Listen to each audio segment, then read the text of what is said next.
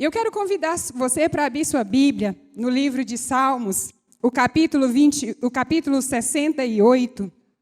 Abra sua Bíblia. Em pé. Amém?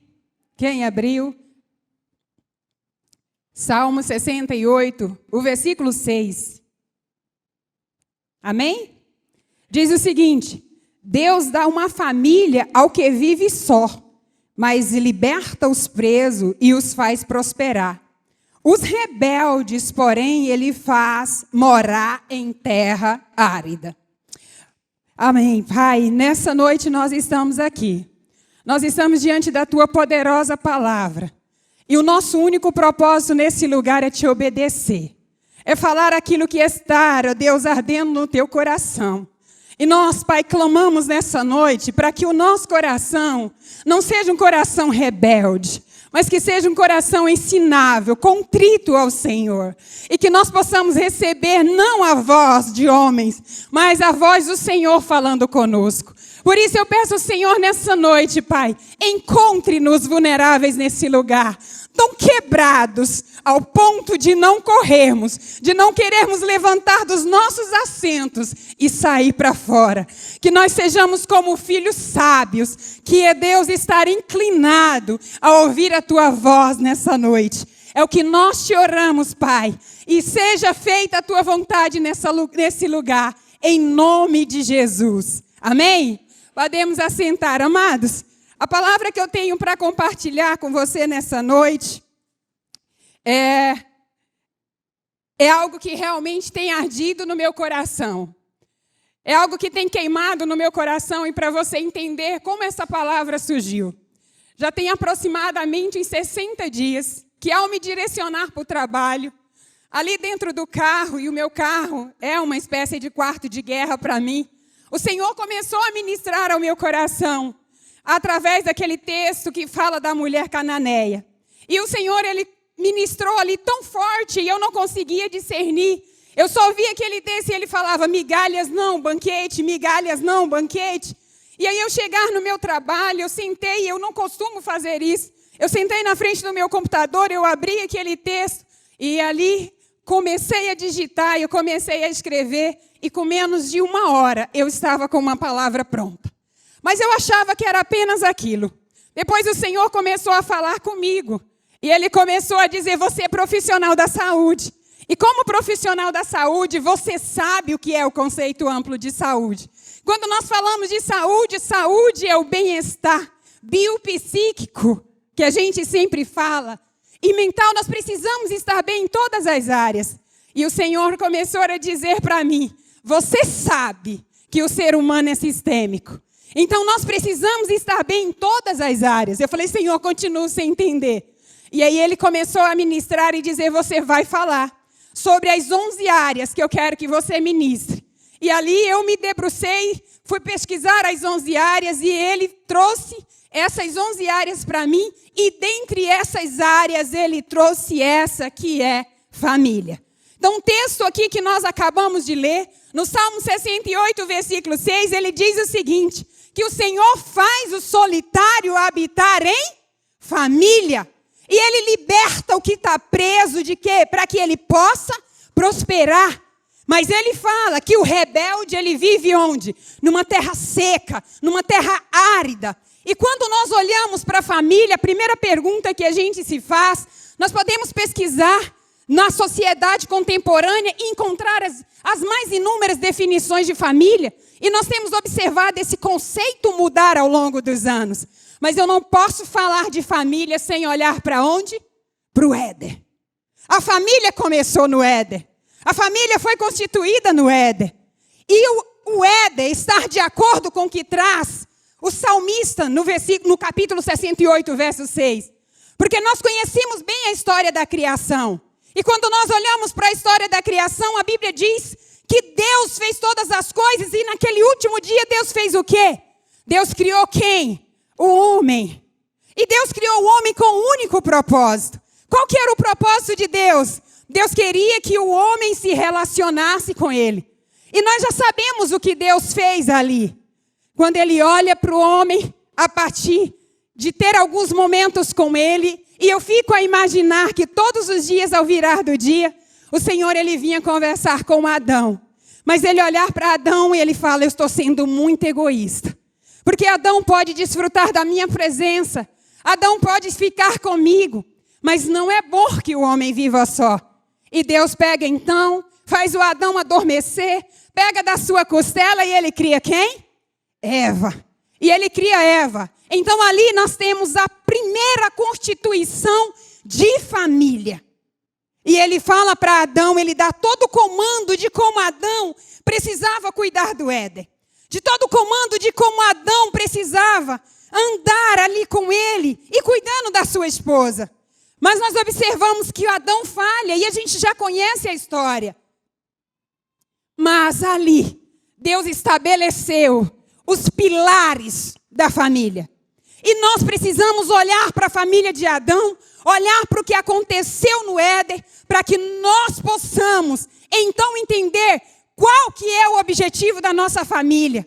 Hoje eu escuto muitas pessoas falando que tem receio de casar, porque não está fácil casar, porque não encontra uma mulher segundo o coração de Deus, porque não encontra então uma mulher que não encontra um homem segundo o coração de Deus. Eu tenho visto casais que temem ter filhos, porque tem medo do mundo. E eu olho para tudo isso e falo, mas está tudo contra a palavra? Porque um homem de Deus sempre vai encontrar uma mulher de Deus. Porque uma mulher de Deus sempre vai encontrar um homem de Deus. A pergunta é, se você não está encontrando um homem de Deus para a sua vida, você tem sido a mulher de Deus? Você tem seguido os preceitos do que a palavra ensina? Ou você tem andado naquilo que o mundo tem ensinado? E pior, nós temos visto a própria igreja com receio de ser pai e de ser mãe. E isso, amados, eu diria a vocês, que fere o coração de Deus. Porque quando eu olho para os dias atuais, eu posso te garantir uma coisa. Não é pior do que o Império Romano. Não é pior do que o período da Babilônia. A pergunta é, nós temos nos posicionados como os que estão do primeiro século? Nós temos realmente identificado as falhas que nós temos tido? Muitas das vezes não. E quando nós olhamos para a família, nós precisamos entender qual que é o papel da família. E se eu tivesse conversado com o pastor Willy, talvez não tinha combinado tanto. Mas o papel da família, eu preciso resgatar ele com você. Qual que é o papel da família? O primeiro papel da família é disseminar amor. É difundir amor nos corações daqueles que fazem parte da nossa família. Pode passar, Patrick. Primeiro ponto é amor. E hoje nós estamos vendo o quê? As famílias perecendo por falta de amor. Nós temos deturpado, inclusive, o conceito de amor. E nós temos nos perdidos neste quesito. As famílias têm deixado ser dominada pelo que o mundo tem pregado. E nós temos perecido no amor. Outro ponto que nós observamos, que é papel da família. A família precisa impor o quê? Segurança. E por que as nossas famílias nós não temos dado segurança? Porque na família é que um pai, ele olha no fundo dos olhos dos seus filhos e ele diz ao seu filho, você é precioso, não pelo que você faz, não pelo que você vier a ter, mas você é meu filho. E quando nós criamos filhos num ambiente seguro, num ambiente em que ele é validado, num ambiente onde ele entende o que é Deus, o que é servir ao Senhor, esse filho, ele cresce como? Em segurança. Mas o problema que nós temos visto hoje é que nós somos excelentes pais diante da sociedade, até mesmo dentro da igreja. Mas dentro de casa não é essa a realidade. Muitas das vezes, o único momento em que o pai, ele toca no filho, é quando ele está entrando dentro da igreja, que ele segura na mão, para mostrar que ele tem uma família. Muitas das vezes, a única hora que esse pai se aproxima e trata a esposa com carinho e com afeto, é quando ele está perto de alguém, para mostrar que ele tem uma família. Infelizmente, essa é a realidade de muitas pessoas hoje. A pergunta que eu faço para nós nessa noite: se eu colocasse nesse telão a história da tua família, você se sentiria constrangido? Ou você gritaria e sairia por essas portas? Ou você dizia, pode colocar? Porque o que eu vivo dentro da minha casa pode ser colocado nos 4 cantos. Essa é a pergunta que eu faço para nós. Nós, como igrejas, eu posso te afirmar que nós não temos vivido o padrão do céu. Nós, como igreja, eu posso te afirmar que as nossas casas não têm sido lugar de refúgio. Têm sido verdadeiros campos de batalha. Nós temos vivido mais de hipocrisia do que a verdade que está na palavra do Senhor. Nas nossas casas, nas nossas famílias, nós precisamos impor algo chamado limite. Como o pastor Willy falou, eu sou educadora. Basta 5 minutos com um aluno na minha sala e eu posso dizer quais as feridas que ele sofreu dentro da sua casa. Basta 5 minutos conversando com um jovem na minha sala e eu sei qual que é o comportamento da família dele. E só para você ter ciência, quantas vezes eu olho no olho dele e eu falo, volta para casa. Acerte, vai fazer as contas com seu pai. Volte para sua casa e perdoa o seu pai. Muitas das vezes eu olho para meninas e olho nos olhos dela e falo, filha, seu problema não está na faculdade. Você precisa acertar as contas com sua mãe. Volte para casa.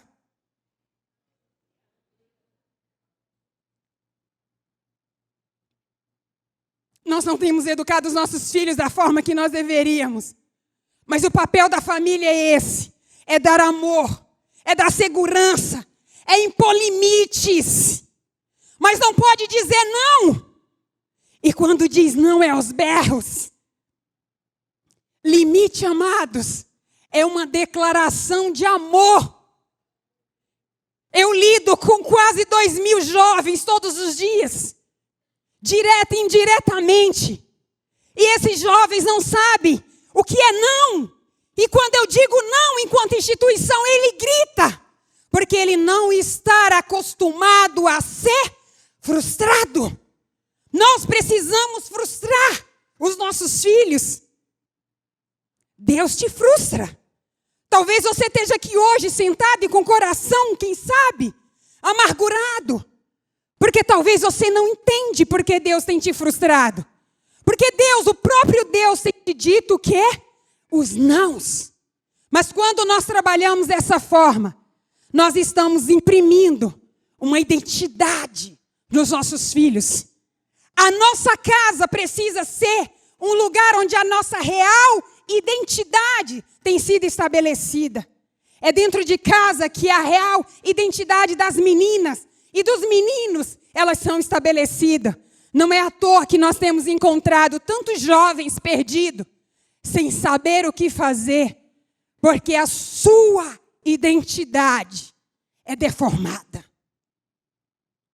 Família é um lugar onde o propósito é revelado.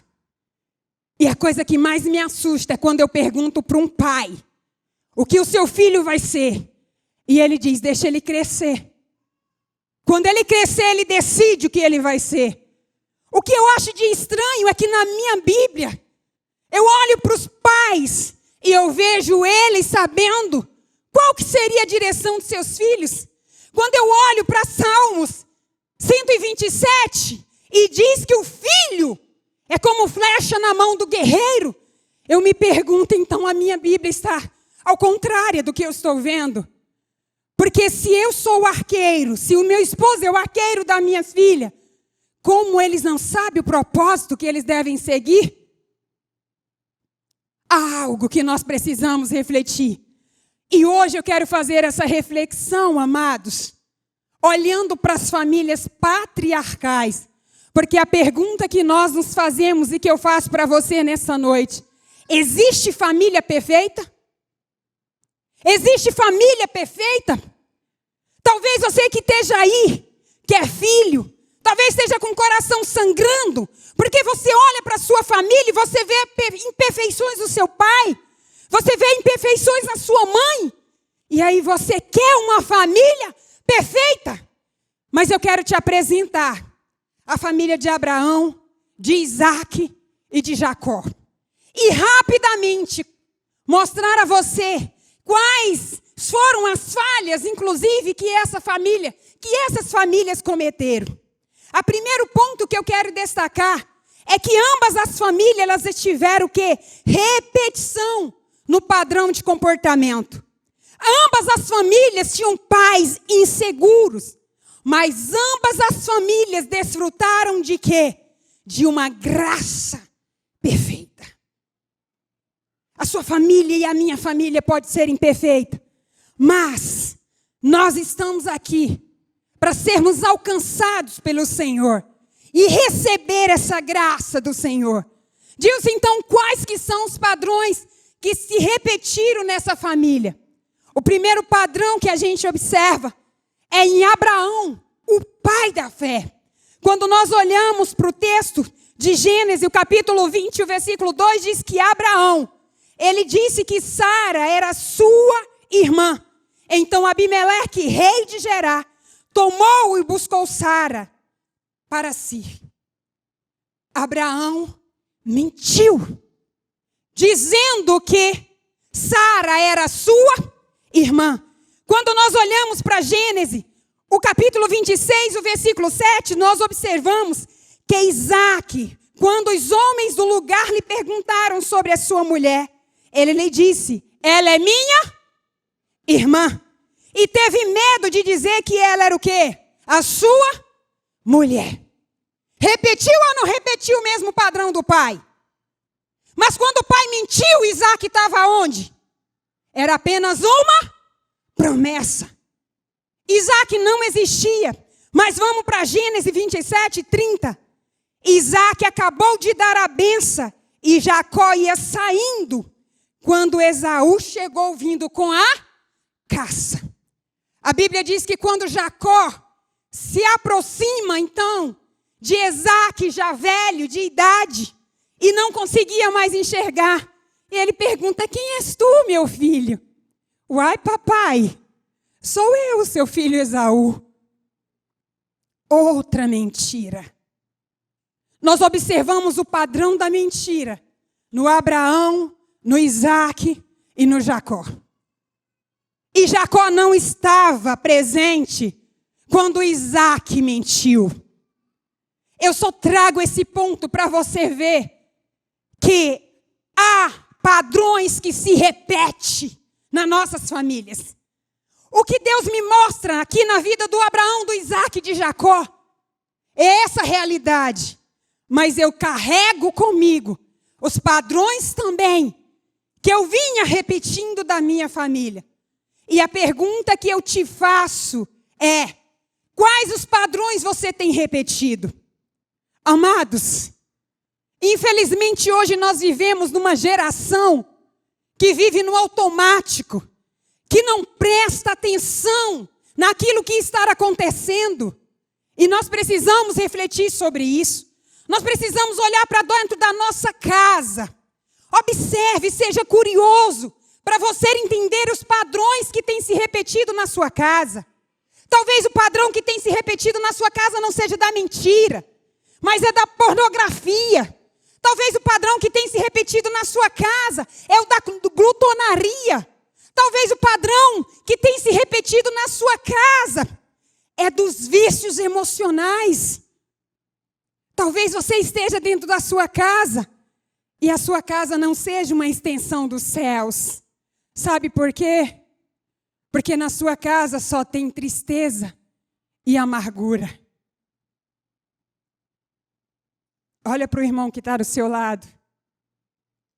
Você pode dar um sorriso para ele?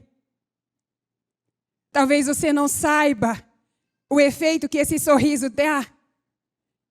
E nós temos vivido assim, cara amarrada, preocupado com a conta que vou pagar, preocupado se o menino está aprendendo, se o menino está tirando a nota. E nós temos repetido os padrões. Talvez o padrão que você tem repetido dentro da sua casa tem sido da crítica exagerada. Pai, mãe, quando foi a última vez que você validou o seu filho? Pai, mãe, quando foi a última vez que você aplaudiu o seu filho, mesmo com aquele desenho mal feito? Ele é mal feito para ti, que é homem, que é mulher. Mas ele não é mal feito para uma criança de 2 anos, para uma criança de 3 anos. Sabe por que nós estamos diante de uma geração sem identidade? Porque nós temos falhado como pais. Porque nós temos repetido o padrão da nossa casa. Eu fui criada numa casa que não tinha presença de riso. Eu fui criado numa casa onde a crítica era exagerada. Eu te falo isso, amado, com muito temor. Conversa com meu esposo. Bate um papo com ele. Eu sempre me esforcei muito para ser uma mulher de Deus. Mas eu não sabia que eu repetia os padrões que estavam dentro da minha casa. Mas o Senhor tem descortinado os meus olhos. E eu oro para que hoje Ele descortine o teu. Seja intencional. Olhe para dentro da tua casa. Talvez um padrão que tenha se repetido é o de não sentar na mesa. É o de não fazer as refeições juntas. Talvez esse padrão tenha se repetido dentro da sua casa, meu amado. Mulher, seja intencional. Esposos, sejam intencionais. Talvez você não entende por que você trata a tua esposa com tanta frieza. E não sabe você que de repente é o padrão do seu pai. Você está só repetindo o comportamento. E eu quero te alertar para isso.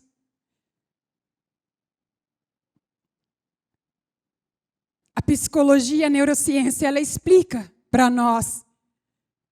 Eu não preciso estar presente, eu não preciso ter visto. Mas esses padrões, eles se repetem. E quando eu olho para as famílias patriarcais, eu falo, Senhor, abra minha caixa preta. Porque eu quero identificar o que está nesse sistema operacional que se chama mente, que foi implantada nos meus primeiros anos de vida.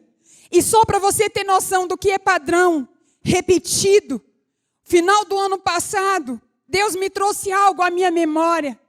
E eu olhei para a minha casa, algo muito simples. Eu busquei na minha casa uma foto da nossa família. Eu não tinha um porta-retrato na minha casa. Era final do ano e quando eu olhei para aquilo, é como se Deus tivesse aberto umas cortinas diante dos meus olhos. E eu olhei para mim e falei, por quê? Por que eu não tenho um porta-retrato da nossa família? E eu tiro foto. E Deus falou para mim, você não acredita em casamento. Você não acredita que vai ser feliz. Eu disse, é verdade, Deus. Ele disse, é. O teu sistema operacional está com vírus. Passa o antivírus. Naquele mesmo dia, eu peguei todas as fotos que eu pudesse ter no meu celular, mandei para a gráfica. Falei, Laísa, me ajuda, imprime essas fotos para mim. E corri para a loja. E fui comprar os portas-retrato. O que você tem deixado de viver dentro da sua casa? O que você tem deixado de viver? Talvez você não tenha desfrutado da presença dos seus filhos, porque o teu sistema operacional está corrompido. Corrompido pelo padrão da infância, pelaquilo que você recebeu do seu pai e da sua mãe. Mas hoje é um chamado de Deus para mim e para você. O Senhor quer descortinar os nossos olhos, amém? Essas famílias tinham um outro padrão. Eu quero compartilhar com você. O padrão do favoritismo. Quando nós olhamos para a família de Isaac, para a família de Abraão, nós conhecemos bem a história de Isaac e de Ismael. Mas nós observamos que Isaac foi o filho preferido de quem? De Abraão. Aí você fala Dilce, mas a palavra diz que era uma promessa. Eu concordo contigo. Mas Abraão obedeceu a dona Sara em tudo. Inclusive na hora que ela diz, manda esse menino embora. Você conhece bem a história. Você sabe que Agar está no deserto com aquele menino e ela começa a chorar e dizer que ele vai morrer. Quem olhou para Ismael foi o Senhor. Quando nós olhamos para a casa de Jacó, o que é que nós observamos? Nós observamos o mesmo padrão se repetindo, amados. A minha Bíblia está escrita aqui no capítulo 25, o versículo 27, que ele diz o seguinte: Isaac amava Esaú, porque gostava de comer a carne de caça que ele trazia. Mas Rebeca amava quem? Jacó. Aí nós olhamos para a casa de Jacó. O que aconteceu na casa de Jacó? O que aconteceu na casa de Jacó, igreja? O que aconteceu? Jacó preferiu José. Ele deixou de lado quantos filhos? 11 filhos. Isso não é normal. Nós observamos o padrão se repetindo. Se repetiu o padrão da mentira. E se repetiu o padrão do favoritismo. Qual o padrão você tem repetido? Qual padrão você tem repetido dentro da sua casa? Talvez você esteja aí olhando e pensando, deu ruim para os homens, né? Mentirosos. Tinha filho predileto. Mas eu quero te apresentar a dona Sara e a dona Rebeca. Você já olhou para ela, mulher? Você já observou as características dela? Esse é o terceiro padrão. Qual é o padrão, então, da dominância na casa de Abraão? Quem governava? Quem governou por um bom tempo? Dona Sara. Dói, mas é a mais pura verdade. E quando nós olhamos para esse padrão, é um padrão, amadas, que mexe comigo e mexe com você.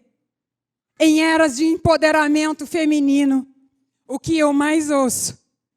Professora, a senhora é mulher. E a senhora não defende, professora, o empoderamento feminino. Deixa eu te falar algo. Me mostra uma mulher empoderada. E eu te conto o destino dela. Me apresente uma. E eu te apresento o destino dela.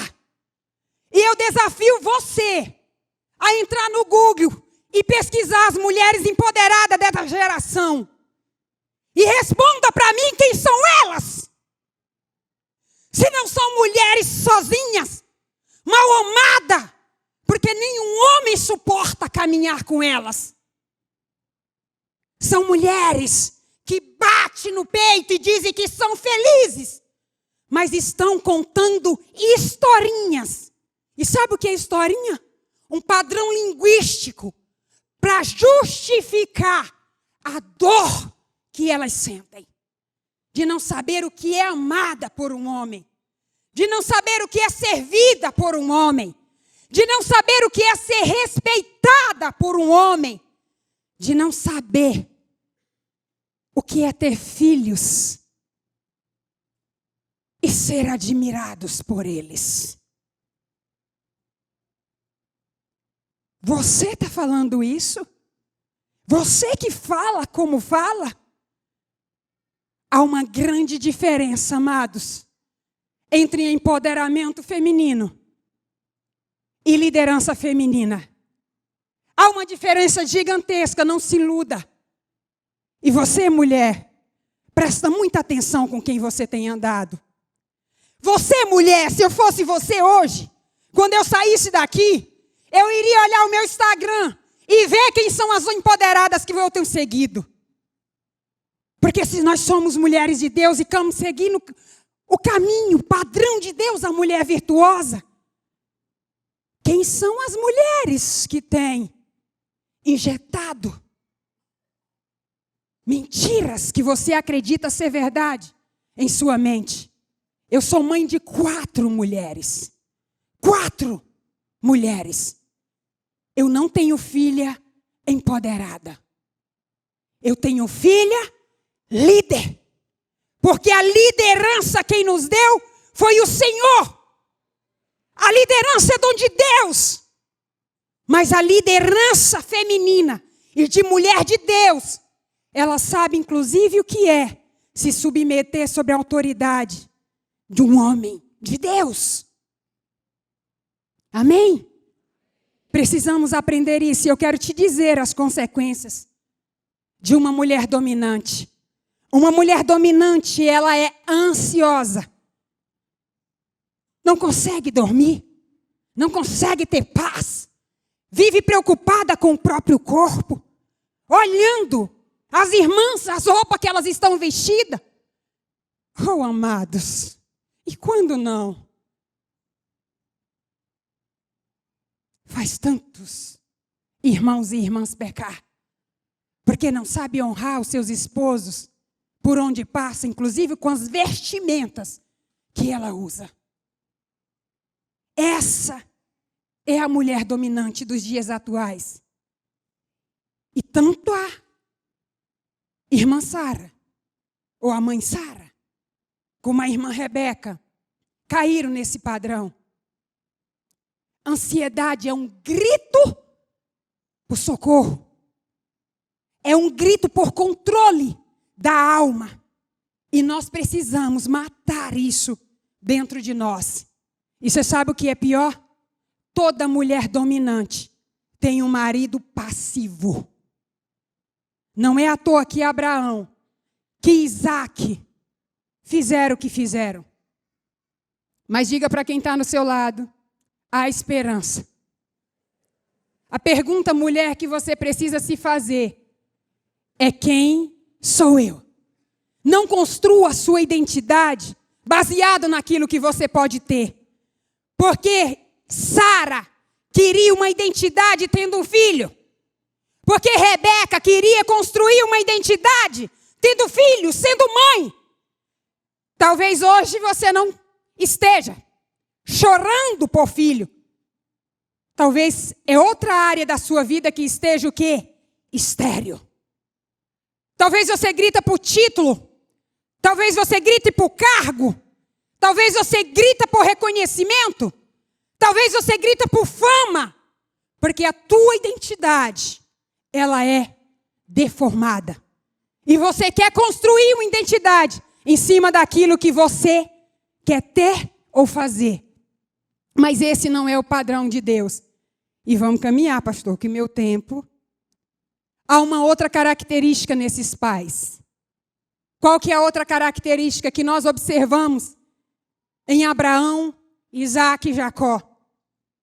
Todo pai inseguro, ele gera 2 tipos de filhos.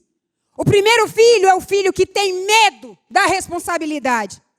A minha Bíblia, em Gênesis 24, o capítulo 67, o versículo 67, o que a gente observa? Isaac levou Rebeca para a tenda da sua mãe Sara e fez dela sua mulher e a amou. Assim Isaac foi consolado após a morte da sua mãe. Você não sabe, mas naquela época os meninos casavam com que idade? Com que idade? 16, 17? anos menos dos 20? Quantos anos Isaac casou? 40 anos. Olha para dentro da sua casa. Olha para o que tem acontecido dentro da sua casa. Sua filha, mãe, não sabe arrumar o quarto que pertence a ela? Sua filha, mãe, não sabe arrumar a cama que dorme? Pastora Luana está aqui sentada. O que é que eu dizia para ti? Sapo casa com quem? Com sapo. Quem casa com príncipe é princesa.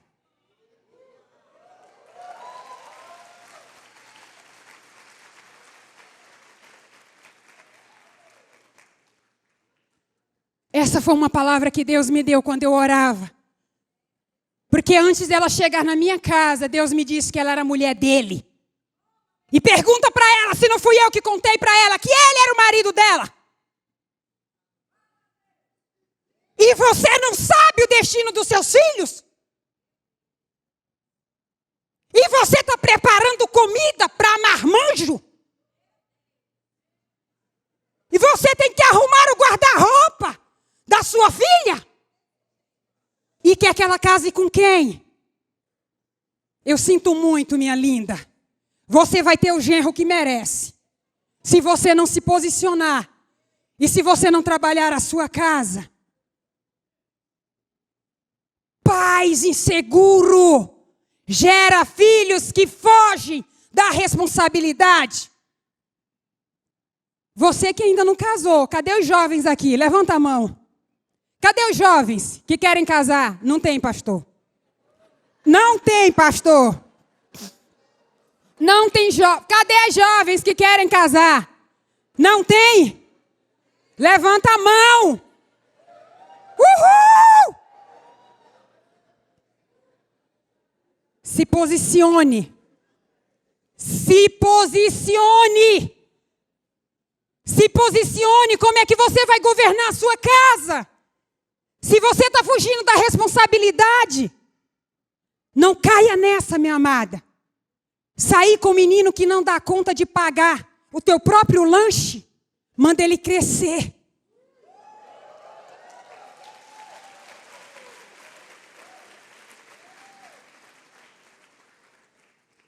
Para não dar ruim só para os meninos. Visita a casa da sua futura sogra, para quem você está olhando, num dia menos esperado. E pega essa pretendente de surpresa. E se você chegar lá e ela disser, a casa está desarrumada, desculpa, cuidado. Porque tem muito homem olhando e querendo se separar agora, porque não tem uma esposa que dê conta de manter limpa a própria casa. Mas eu sinto muito, já era, o tempo de olhar já passou. Mas para você que ainda não casou, hashtag, fica a dica.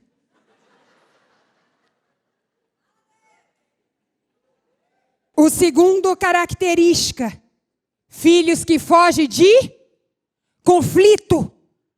Nós temos criado filho que foge de quê? De conflito. Quando nós olhamos para Jacó e Esaú, o que aconteceu na casa de Isaac? Confusão. Você acha que o Isaac estava demente? Que ele não via, que ele não observava? Que ele não identificava? Que aquela casa estava em ruína? Identificou. Mas ele não ousava entrar naquele conflito. Ele não entrou naquele conflito. Ele não repreendeu. E esse é um outro padrão. Não é à toa que nós estamos tendo uma geração que tem dificuldade de dialogar. Que na hora de conversar vai para onde? Para a mensagem. No meu trabalho eu digo, sai de trás do e-mail. Vai para a cara. Olho no olho. E nós precisamos aprender isso. As consequências, meu amado, foi triste. A cisão da casa de Isaac. E fez com que Isaac e Rebeca vivesse longe dos dois filhos. Não permita confusão na sua casa. Não permita divisão na sua casa. Mas agora eu quero compartilhar com você, que eu só compartilhei a parte ruim. Os benefícios da graça. Quais foram então, Dilce, os benefícios da graça? O benefício da graça. Lembra que Isaac orou por Rebeca? Lembra disso? Isaac orou por Rebeca no Gênesis 25, 21. E ela teve o quê? A sua esterilidade o quê? Curada. Ela teve o quê? Esterilidade. A Bíblia diz que quando Deus dá um filho a Sara, o que aconteceu com ela? A boca dela se encheu de riso. A restauração da família aconteceu. Mas ambas as restaurações aconteceram quando? A Bíblia diz que quando Isaac orou por Rebeca. Eu quero deixar algo hoje para você. Talvez você que tenha tido preguiça de levantar da cama para orar. Justificando, inclusive, que você está trabalhando demais. E eu vou dizer a você, é uma historinha. Porque a oração não tem sido a sua prioridade. A oração, ela nos leva a dimensões celestiais que outrora eram o quê? Inacessíveis.